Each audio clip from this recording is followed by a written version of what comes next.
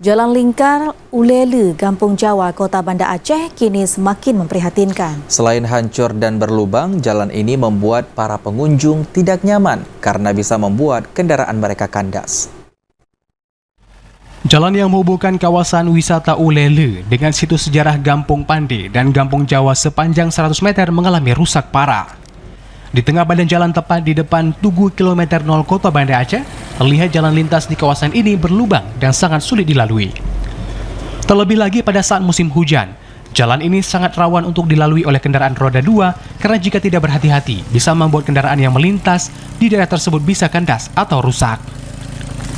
Salah seorang warga Pelanggahan Rizal yang berjualan buah di situs Cagar Budaya TTKM 0 Banda Aceh mengatakan, para pengendara mengaku sangat resah dengan kondisi jalan yang berlubang.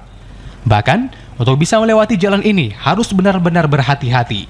Rizal menambahkan dinas PUPR sudah sebelumnya pernah melihat kondisi yang rusak, namun hingga kini tak kunjung diperbaiki. Tapi abang yakin tuh kalau mobil-mobil jazz tuh kandas tuh, kalau muatannya banyak ya? Kena Pak, kena bawahnya pemper, kalau bukan belakang, depan pasti kena deh. Benar ya. Makanya kebanyakan pelan-pelan semua ya? Pelan-pelan semua.